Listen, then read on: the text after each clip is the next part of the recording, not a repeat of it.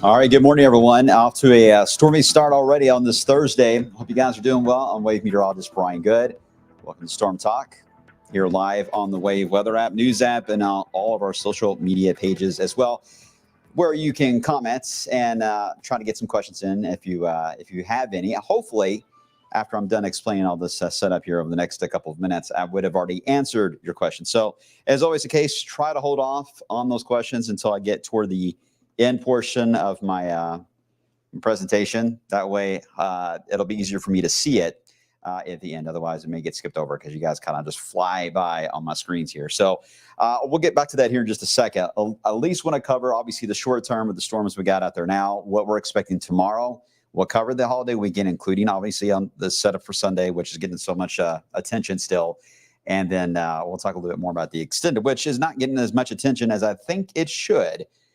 And for perhaps the reason you're not really expecting me to say. I'll have more on that here in just a second. All right, let's get you outside. We'll begin with a live look down into E-Town, where we've had already several rounds of storms there in southern Kentucky, right along the parkways area. Kind of a gloomy-looking sky. At times, the sun's been trying to poke through, making it look even eerie-er outside. But at the moment, we do not have severe weather taking place in wave country. All right, that's the good news. All right, the round of storms we had this morning, mainly hail producers more than anything, moved across central Kentucky. Now they're quickly moving off to the south and east, and everything is relaxing at the moment. And I expect that to be the trend, this relaxing phase, for the next several hours. But later this afternoon, and certainly again this evening, nearly the same exact time as we had last night, we would likely see everything ramp back up again on the radar side. All right, let's get you down into, well, once again, Columbia and Adair County. You've already had over 3 inches of rain. You're adding to that today.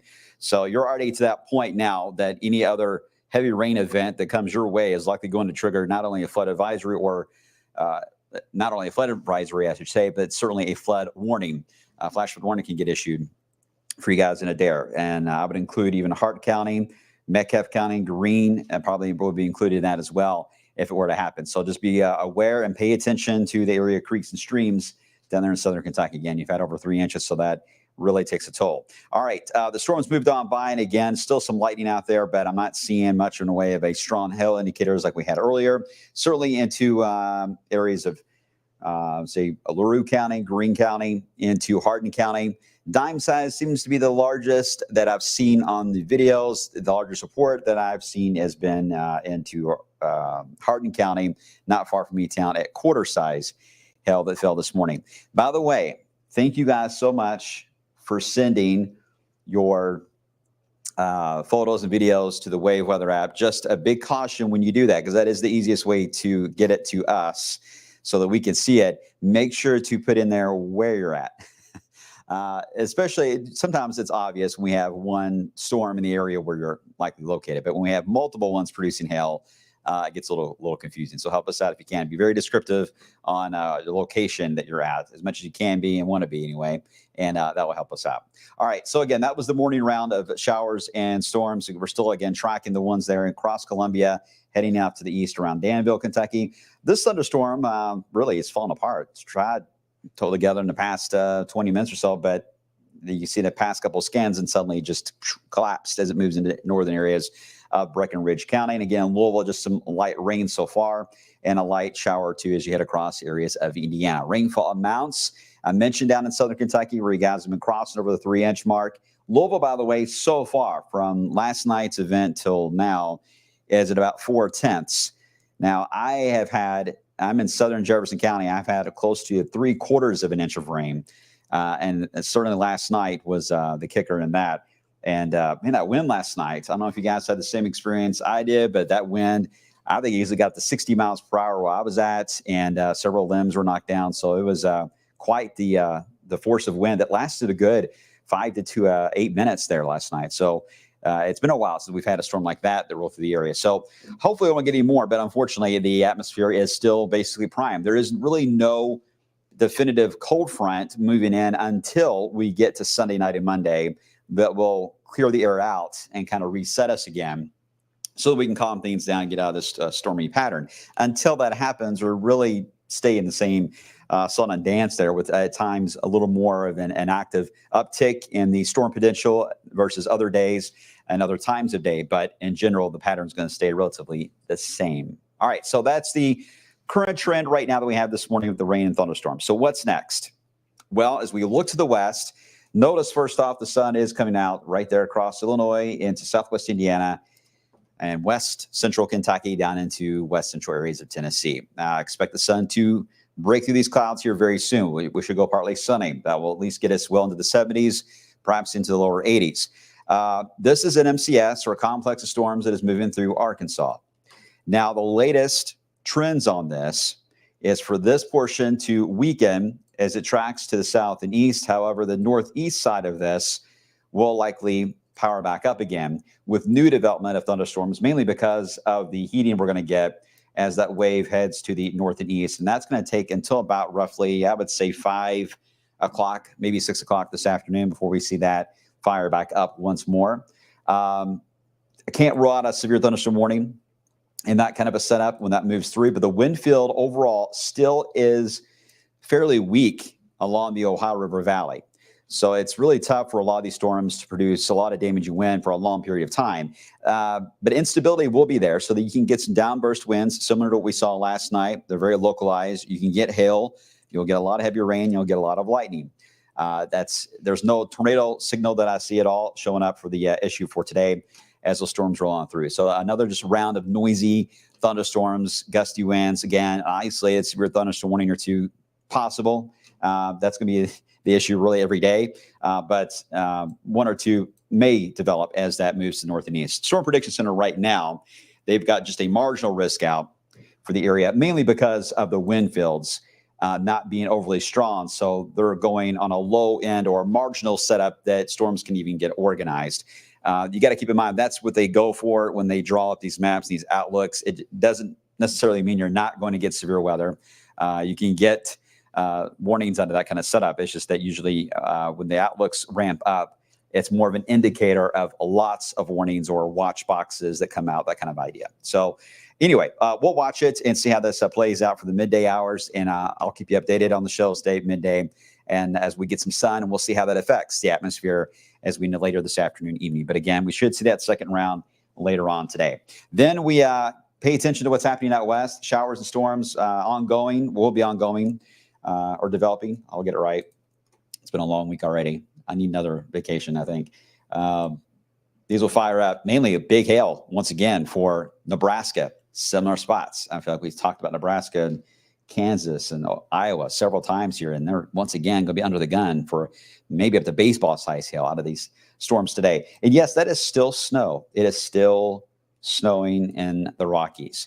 Not a record-breaking type of scenario. Sometimes it can linger into June, but it is a little late. I will say that. But that's the reason that we're getting so much of this severe weather just keeps breaking out into the Midwest, especially as this cold pocket of air just keeps allowing for the clashes of these air masses, and you add the wind fields into it, and you really just end up with a much more or a bigger scenario when it comes to severe weather that develops. All right, so that wave is going to fire up the storms later on for today. That will not be a huge factor to us in the short term. Once we get into tomorrow, though, there's two different ways to get storms tomorrow. One will be a wave of storms from the southwest, and one will be from the northwest. They have moved the slight risk more to the east. Doesn't officially include Louisville yet, but boy, it's right up on us. Based on what I'm seeing so far, it wouldn't surprise me. They may go one more row to the east here on the slight risk. We're not going to go with an alert day yet for Friday afternoon and evening. I can't rule it out. The reason for not doing it yet is that there will be two different rounds. As I mentioned, the first round could easily cause the second one to fall apart. So I don't want to jump the gun yet on that idea of there being a higher severe threat when it may easily just end up becoming a tamer version in the reality once we get into Friday night. So I'll explain more on that in just a second, but we're watching Friday afternoon, I promise. We'll get into Saturday. That still looks to be the calmer day compared to what we've got before and after it. Moisture levels do drop down a bit, and there will likely be some storms early in the day around sunrise on Saturday, but we should be drying out as the day evolves. So the ground will be soaked, waterlogged, muddy, that kind of ordeal. But as far as the weather goes during the day, it shouldn't be bad. which is good. It could be quite warm. We're thinking mid to upper 80s right now, but we may get close to 90 if we get enough sunshine there on Saturday. So heads up on that. But notice the enhanced risk is already out there into areas of Oklahoma and Kansas. That is the next low pressure. Notice this one is not into Iowa as much. It's more to the south. This is digging a little more into the central United States and eventually into the Midwest. That's the reason why, as we did to Sunday, our outlook is still the same for there to be an enhanced risk, which again is rare to see that out. This is now day 4 that we're looking at for Sunday for Louisville and points west. Yes, they did expand it a little more east to include more of wave country, if not a good chunk of wave country, for what looks to be a very busy setup. And it is a fairly classic one on severe weather where you've got a warm front that's going to pass through around 2 o'clock in that time period on Sunday afternoon. And then you've got the cold front that will allow for a line of supercells and a squall line that will move in Sunday night. So it is a 1-2 punch ordeal. I'll show you the maps on that in just a second for your Sunday. Let's get back to the short term. Let me walk you through today's setup. This is an hourly model. I love showing this because this updates every single hour and it keeps up with the trends of what's happening now. And you start to see a storyline evolve there. So it is showing that as we head through lunch today, overall, relatively quiet. We get to that 5-6 o'clock window. That wave that's in Arkansas now, again, starts to create new development as it pushes northeast right into our backyard as we get into the evening commute. Some of these storms, again, producing some hail, some damaging winds possible, a couple of warnings. Otherwise, just a lot of heavy rain. And again, nearly the same time as we had last night for the storms to pass through. So if you had to adjust your plans last night for dinner or your routine, plan on doing the same exact thing again tonight. That's the way it's looking. After it passes by, then we should quiet that down as we head into the overnight hours. All right, we get into your Friday. I mentioned Friday for tomorrow. It is a 2-wave ordeal. Friday morning does look to start off quieter than what we've had this morning. That's good. We get into Friday afternoon. Now, this is where things get a little more messy. There will be a wave of storms right through here that is going to be heading north and east as we get into Friday evening. At the same time, the severe weather, that's the main reason for the slight risk that goes up to 65 for tomorrow. This complex of storms will be a part of a big line that'll be dropping southeast, will be racing south and east. Now, the question is, when are the two going to meet up? And what will happen when they do meet up? Some of the high-res data we've looked at shows that the southwest wave gets here first. If it does indeed get here first, that will cut down on the severe threat for number 2. If the wave number 1 here is slower to arrive or doesn't really fully develop as expected, then this second wave that drops in from the northwest will indeed be the main show and will be stronger for our area with a much more of a damaging wind scenario. And that would be roughly around 5-6 o'clock. That will start to enter the first wave potential, and then the second one could be about 9 or 10 o'clock into the evening there. So it's highly contingent tomorrow on how that one moves out of the southwest, how it affects the second one that moves in from the northwest. Hope that makes sense. It's complex. That's, again, the reason why we don't have an alert day yet for this scenario until we get a better handle on how the two will interact. If we start to see a direction toward the second one here being the main one, and becoming the main feature for your Friday evening, then I think it's going to have to be an alert day. And I think we'll have to pay attention for watch boxes that get issued and warnings for damaging winds. So Friday afternoon, evening could be a bit active for us. Okay, so that's the Friday scenario. Saturday, as I mentioned, does look calmer after some morning rain. I think we'll be in better shape there. Can't rule out an isolated thunderstorm or 2 on Sunday. I don't think it's going to be completely dry in all areas, but it will be much more relaxed compared to what we've had as of late and are about to get tomorrow too. All right, then we get into Sunday. This is the complex part of Sunday as this low pressure moves in. And remember, it is digging further to the south than the past few have been. So instead of hearing about tornado outbreaks into Wisconsin, into Oklahoma, or into Iowa, we're going to get the focus a little closer to home now with the slow passing by here. As I mentioned, it is a 1-2 punch on the warm front, cold front scenario. Boy, that can be very complex when that happens around here because you get a warm front that'll pass through. You'll get some showers and storms that will develop along that. They're usually elevated, but you can get some severe weather, especially hail, when that passes by. I'm thinking right now that warm front wave will pass through roughly around, again, 12 to 2 o'clock. That seems to be a good time to bet on that moving in. Then the question, it's a classic one. You guys hear us say it all the time. After it passes by, will the sun come out as we head into Sunday afternoon? If so, you know what I'm going to say next is that it's going to be a very active and perhaps a significant severe weather event with not only damaging winds that could exceed 70 miles per hour, but you can get a few long-tracked tornadoes that can develop in this kind of scenario too. And that would be including us here in the wave country. But it's, again, highly dependent on how things involve the warm front early in the day. If that warm front is slower than expected, or say we were to try to keep at least some clouds and light rain lingering a bit before we get into that second wave into the evening, it would be bad for Illinois. It would be bad for central Indiana, but we may see it weaken as it dives quickly to the south and east in our area Sunday night. I really hope that's the case, that we end up with a weaker version, but right now we can't plan for that. We have to look at the wind fields, and by looking at that, we can tell that if anything takes advantage of that environment, it is not only going to produce damaging winds, but it's going to rotate, and that's where tornadoes start to come into play. So a lot to watch, but there's no doubt Sunday is the most alarming just because we have a significant low pressure in the area versus right now we just have a weak cold front that is draped outside our windows at the moment that is leading to showers and storms. It's not too crazy out there, but Sunday it's a different ball game. The CSU has the module there for the LearnG module for severe weather for Sunday. That has not really changed since yesterday when I showed it to you guys. It's hard to see. Let me try to bring that full. Again, you got the hatched area indicating significant severe. You get into the purples, and you're talking about the higher potential to get severe weather to take place. Right now, it's at a 62% probability of getting severe weather as we head into Sunday afternoon, evening. Again, the focal point, you can tell it's right there, focused into Illinois near the Wabash, only because that's the spot that'll be very close to the track of the low pressure itself and a better opportunity to get at least some heating of the day there. But we're not out of the woods on that one for sure as we head into Sunday. All right, so let me get right into the 10-day, and I'll try to get to some of your questions. As I mentioned, we get into Monday, Memorial Day. There could be still a few thunderstorms around Monday. Chance is still only 30%. I don't think we can lower it today. I was hoping we could. I don't think we can. I think it's going to be windy, but there will be a few storms possible for Memorial Day, but nothing like what Sunday will bring. But this is what is showing up next week.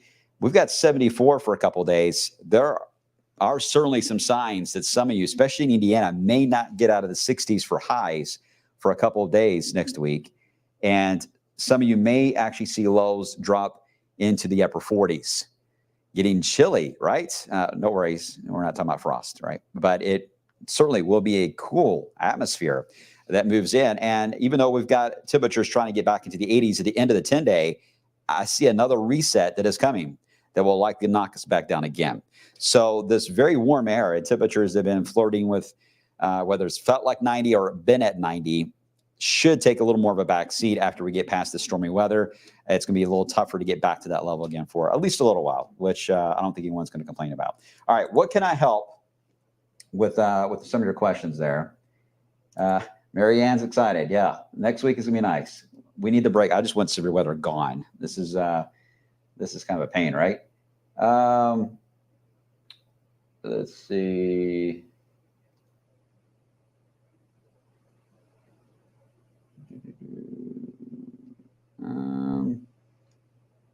Pea-sized hail. Thanks, Ron. Appreciate that. And Hodgenville. Oh, no, the young tomato plant. Yeah, that's the thing. That hail wasn't, I mean, even pea size is not overly damaging, but when you talk about a young plant like that, yeah. I panicked too in a different way. I had just planted these beautiful petunias, and I was so excited about them, and I thought that the storms had knocked them out, and I was wrong. It turned out Harry just ate them all, which is still just as devastating. Just as devastating, trust me. Glendale got hail this morning. Thank you. Appreciate that. I think everyone seems all right. I don't see a lot of questions on the long term. So hopefully I answered your questions. If you're good, type 1. If you're good, type 1. So everyone's all right. What time will the storms hit Scottsburg? I'm not sure, Don, when you're referring to. If you mean today, it'll be this afternoon after about 5 o'clock. If it's not today, then let me know, and I'll try to get back to that again.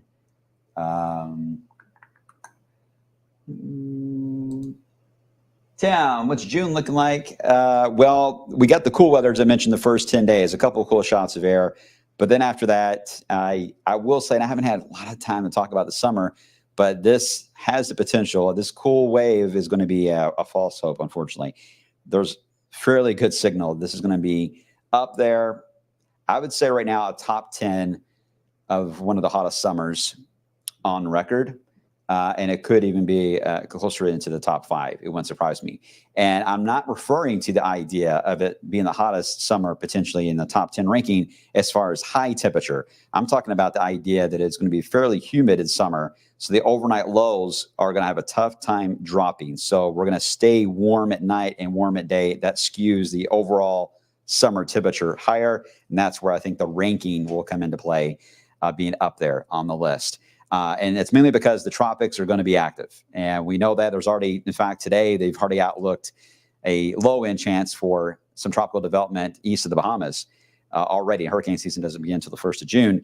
But with it already expected to be a very active hurricane season for the southeast corner of the country, that tends to lead to a humid and a hot setup here for our area, for wave country.